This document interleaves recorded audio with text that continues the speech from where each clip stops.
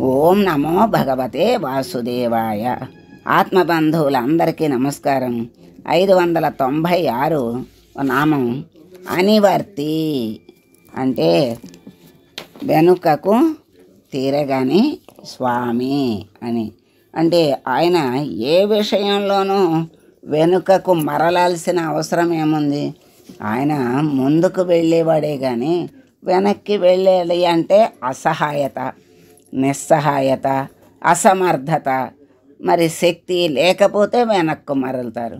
సర్వశక్తులు సర్వసమర్థతలు ఆయనే అన్నీ సృష్టించాడు.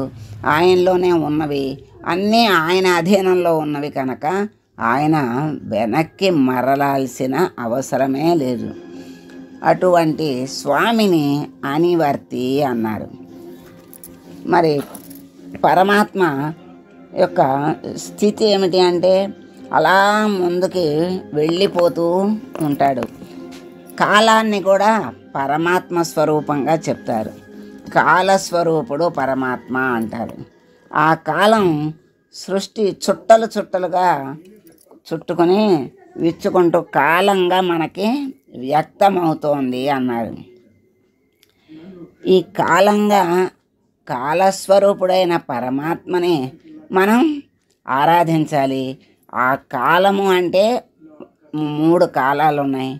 ఆ కాలాల్లో మరి భూత భవిష్యత్ వర్తమాన కాలాలు 3 ఉన్నాయి.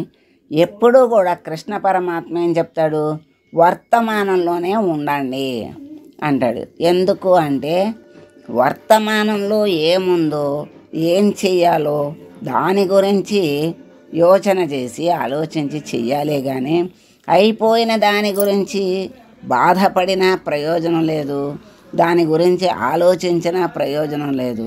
అవ్వబోయే దాని గురించి ఆలోచించి మరి ఆవేదనలో మరి ఆలోచనలు ఎక్కువయ్యి అనారోగ్యము అశాంతి కలుగుతుంది తప్పితే ఏమవుతుందో ఎలా జరుగుతుందో మరి మానవుడికి అవే కదా ఆలోచనలు. ఒక పని ముందు రోజులు ఎలా ఏ పని లేదు, మన జీవితం ఎలా జరుగుతుందో, మనం ఎలా ఉంటామో, మరి ఎవరి మీద ఆధారపడకుండా పరమాత్మ మనల్ని చల్లగా తీసుకెళ్ళాలి అని మరి ఎలా జరుగుతుంది? ప్రతి క్షణము ఆలోచనలే ఉంటాయి. ఆచరణ తక్కువ, ఆలోచనలు ఎక్కువ. కానీ ఆలోచన మరి భవిష్యత్ కాలాన్ని భూతకాలాన్ని ఆలోచించకుండా వర్తమాన కాలంలో ఉండి అప్పుడు ఉన్నటువంటి పరిస్థితులకి, అప్పుడు ఉన్నటువంటి సంఘటనలకు దానికి తగినట్లుగా ఆలోచన చేసి చక్కగా నడుచుకోమని చెప్తాడు పరమాత్మ. అది కాలం యొక్క స్వరూపుడు పరమాత్మ. ఎందుకంటే కాలం వెళ్ళిపోయిన కాలం మనకి తిరిగి రాదు. అందుకని ఆయన్ని అనివర్తి అన్నారని కూడా చెప్తున్నారు. సమయం వృధా చెయ్యకూడదు. చేసి బాధపడితే తిరిగి రానిది కాలం. ఇప్పుడు బాధపడుతున్నామనుకోండి, ఇప్పుడు వర్తమానాన్ని కూడా మనం వ్యర్థం చేసుకున్నట్లే. అంటే ఇప్పుడు కాలాన్ని కూడా అయిపోయిన కాలం రాదని తెలిసి దానివల్ల మనం బాధపడిన ప్రయోజనం లేదని తెలిసి మళ్ళీ బాధపడుతున్నాం అనుకోండి, ఇప్పుడు కాలాన్ని కూడా వ్యర్థం చేసుకున్నట్టే. అంటే మళ్ళీ ఇది కూడా మనకి ఉపయోగపడనట్టే, మళ్ళీ తిరిగి రాదు కదా. అందుకని వర్తమానంలో అయిపోయిన దాని గురించి వగచి ప్రయోజనం లేదు. అందుకని వర్తమానంలో ఎప్పుడూ ఉంటూ పరమాత్మని ఎక్కడ ఉన్నాడు ఏమిటి అనేది జ్ఞానముతో, ఎక్కడున్నాడంటే ఎక్కడ లేడు అనే ప్రశ్న వస్తుంది. ఎక్కడున్నాడు అనే ప్రశ్నకి ఎక్కడ లేడు అనే ప్రశ్న వస్తుంది. అంటే అంతటా ఉన్నాడు. ఎలా ఉన్నాడు? వస్తువుల రూపంలో, ఉనికి రూపంలో ఉన్నాడు. జీవుల్లో చైతన్య రూపంగా ఉన్నాడు. మరి వస్తువులు కదలవు కదా, మరి దాంట్లో చైతన్యం లేదు కదా, మరి దాంట్లో ఎలా ఉన్నాడు అని సందేహం వస్తుంది. ఒక వస్తువు ఉన్నది అంటే ఉనికి అంటారు. ఆ ఉన్నది అంటేనే దాంట్లో ఆ చైతన్యం, ఆ చైతన్యం లేకపోతే ఆ వస్తువే లేదు, లేనట్లే. ఇప్పుడు ఒక చెక్క ఉందనుకోండి, అది బుగిలిపోయి ఆ రూపాన్ని పోగొట్టుకుంటుంది. అంటే దాంట్లో శక్తి లేదు, చైతన్య శక్తి, భగవత్ శక్తి దాంట్లో లేకపోతే అది రూపం కోల్పోతుంది. అట్లాగే మన శరీరంలో ఆ చైతన్యం లేకపోతే ఎంతసేపు ఉంచుకుంటారు? ఆ పరమాత్మ యొక్క చైతన్యం ఆ శ్వాస రూపంలో పరమాత్మ శరీరంలో ఉండి శరీరాన్ని నడుపుతున్నాడు, కాలాన్ని గడుపుతున్నాడు. మరి కాలాన్ని బట్టే కదా జీవుడి యొక్క జీవన గమనం జరిగేది. ఆ చిన్న కడుపులో ఉన్నప్పటి నుంచి రోజులు నెలలు లెక్కేసుకుంటూ మరి భూమి మీద పడతాడు. భూమి మీద పడిన కాడి నుంచి ప్రతిరోజు లెక్కలు వేస్తారు. మరి ఆ లెక్కలే జీవితానికి 100 సంవత్సరాల వరకు లెక్కలు వేసుకుని భగవంతుడు 100 సంవత్సరాలు ఆయుష్, శతాయుష్ అంటారు. మరి ఆ ఆయుష్ని ఇచ్చాడు, కానీ దాన్ని సద్వినియోగం చేసుకోవాలి. ఇన్ని సంవత్సరాలు ఇస్తే మనకి ఎన్ని సంవత్సరాలు మనకు ఉపయోగపడినాయి, మనం ఉపయోగించుకున్నాము అంటే. ఇలాగే ఒక స్వామీజీని 100 సంవత్సరాలు దాటిన స్వామీజీని మీకు ఎన్ని సంవత్సరాలని అడిగితే 16 సంవత్సరాలు 18 సంవత్సరాలు చెప్పారనుకోండి. అబ్బా, ఈ స్వామీజీకి కూడా అంత ఇదేంటి, ఆయన 16 18 అంటే నమ్మేస్తామా? తెలీదా? 100 సంవత్సరాలు దాటిన మనిషి 18 సంవత్సరాలు అంటే నమ్ముతామా? వీళ్ళకు కూడా అంత అంటే వయసు తగ్గించి చెప్పుకోవాలనేటువంటి తాపత్రయం ఏమిటి అనుకుంటారు వినేవాళ్ళు.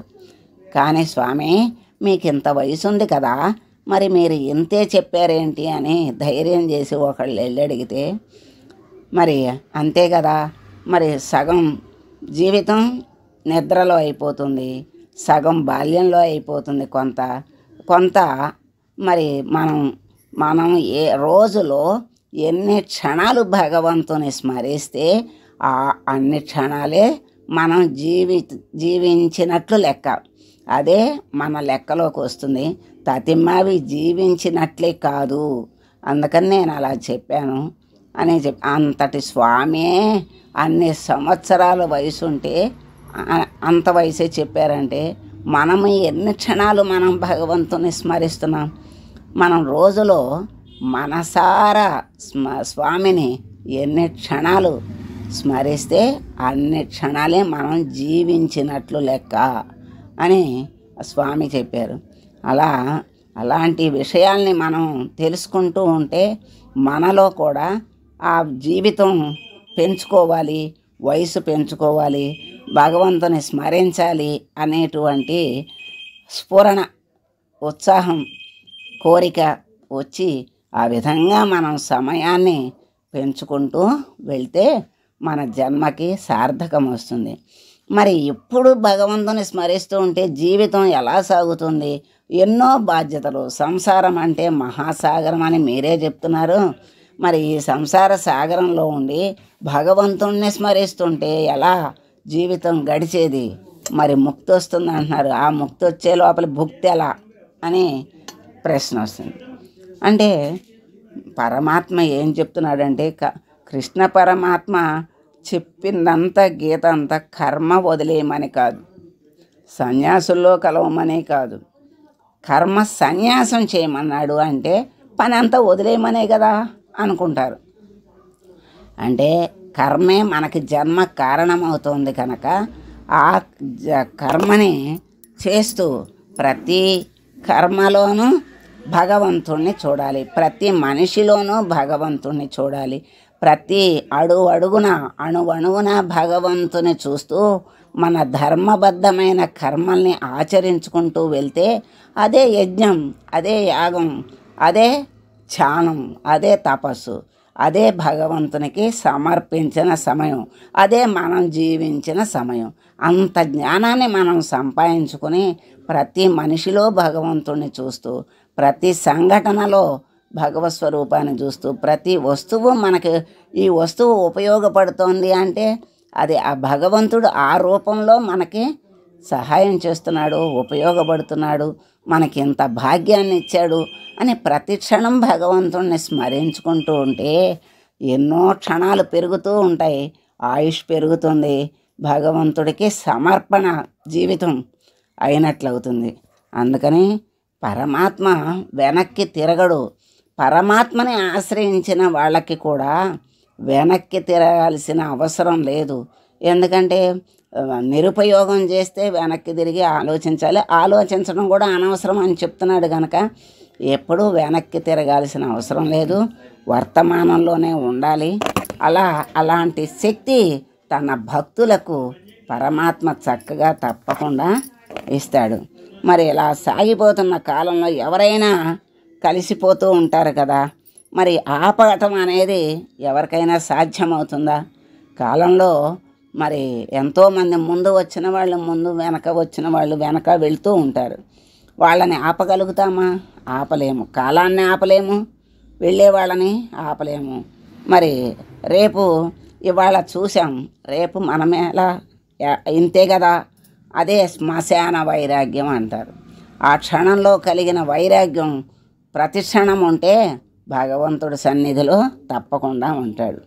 అలా పరమాత్మ రేపు ఏం చేయాలో ఆలోచించి నిర్ణయిస్తాడు. ఆయన ప్రణాళిక ఆయనకు ఉంటుంది. నిన్నటిది ఎవరు సరిచేయలేరు. అంటే ఇవాళ చేసిన ఇవాళ ఉన్నదాన్ని మనం ఎట్లా ఉపయోగించుకోవాలో తెలుసు. ఇంకొంచెం ఆలోచిస్తే ఇంతకంటే ఎక్కువ రేపు ఉపయోగించుకోవచ్చు అనేటువంటి భావం తప్పకుండా వస్తుంది. దాన్ని ఇంకొంచెం ఎక్కువ ఉపయోగించుకోవచ్చు. అందుకని అలా రేపటి దాన్ని కూడా కొంచెం ఆలోచించి, అంటే విచారించటానికి కాదు, ఉపయోగించేది దేనికంటే ఇంకొంచెం ఉన్నత స్థితికి వెళ్ళటానికి, ఇంకొంచెం ఎక్కువ మంచి పనులు చేయటానికి. అలా సేవ, ప్రేమ, విశ్వప్రేమ పరమాత్మ చూపించేది.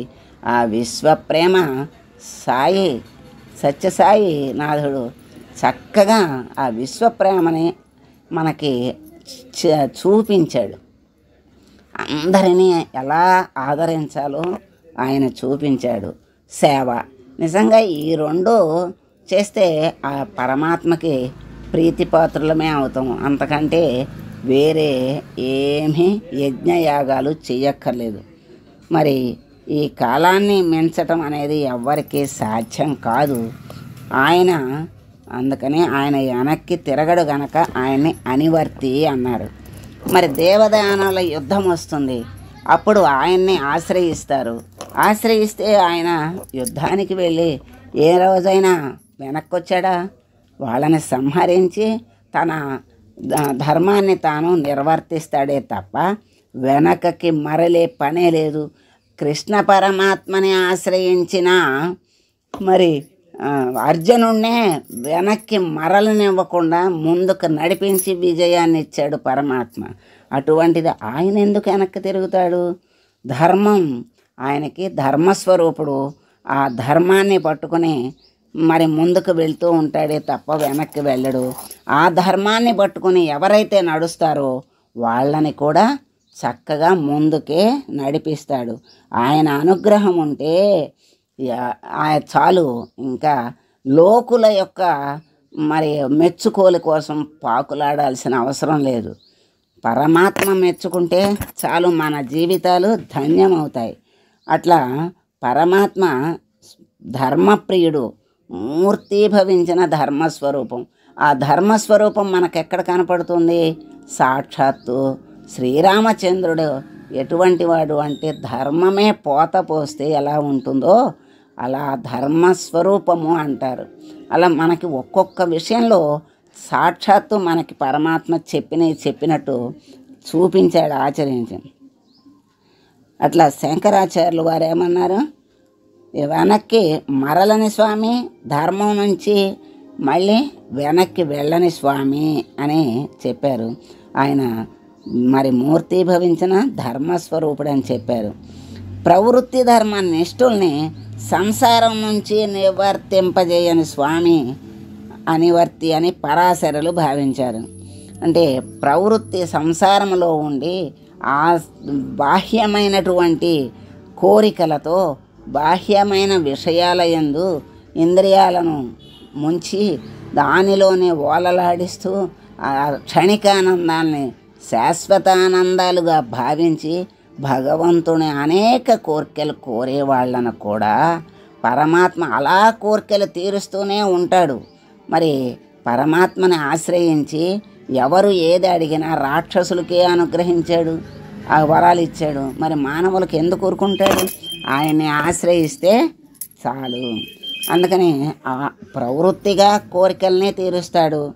మరి స్వామిని ఒక్కసారి నాకు నివృత్తి మార్గాన్ని ప్రసాదించు స్వామి అని నాకేమీ తెలియదు, దోవ తెలియదు స్వామి, నాకు మంచి మార్గంలో నడిపించు స్వామి అని ఒక్కసారి ఆయన్ని ప్రార్థిస్తే ఆయన గురు రూపంలో వచ్చి ఏదో ఒక రూపంలో వచ్చి మనకి తెలియజేసి ఆ మార్గంలో నడిపించేటువంటి స్వామి ఎంత దయామయుడు అంటే ఆయన్ని ఆర్తిగా ఒక్కసారి అడిగితే చాలు, ఏది అడిగితే అదే మరి అనుగ్రహించేటువంటి కరుణా స్వరూపుడు పరమాత్మ. అందుకని మరి ఈ దేనిలోనూ ఆయన వెనకంజవేడు, ఎవరికి ఏది కావాలంటే అదే ఇస్తాడు. మరి భక్తుల హృదయాల్లో నివసించే స్వామి, యోగుల హృదయాల్లో నిలిచిపోయే స్వామి ఆయన. అందుకనే ఆయన్ని అనివర్తి అన్నారు. మరి పరమ దాసుడు సేవకుడు అయినటువంటి హనుమంతుని హృదయంలో ఆయన నిలిచిపోయాడు కదా, మనకు అక్కడ చూపించాడు కదా. అలా ఆయన చెప్పినవన్నీ కూడా మనకి సాక్షాత్కరింపజేసి మనల్ని అలా ఆ మార్గంలో నడిపించి మనకి ఆ భగవంతుని అనుగ్రహాన్ని తప్పకుండా అందిస్తూనే ఉంటాడు. ఆయన్ని ఆశ్రయించటమే ఆలస్యం. విజ్ఞులు ఓం అనివర్తినే నమః అని స్వామిని ఆరాధిస్తున్నారు. అటువంటి అనివర్తి అయినటువంటి స్వామిని మనం ఏమీ కోరుకుందామంటే, స్వామి మేము వెనుకంజ వెయ్యకుండా ధర్మ మార్గంలో నడిచేటువంటి శక్తి సామర్థ్యాలను ఇచ్చి మరి జ్ఞానం ప్రసాదించి జ్ఞాన మార్గంలో నడిపించి పరమ జ్ఞానాన్ని మాకు ప్రసాదించి పరమ పదాన్ని మాకు అనుగ్రహించు స్వామి అని వేడుకుంటూ మంగళం పాడదాం. మంగళం కౌసలేంద్రాయ మహనీయ గుణాత్మనే సర్వలోక శరణ్యాయ సాధురూపాయ మంగళం. ఓం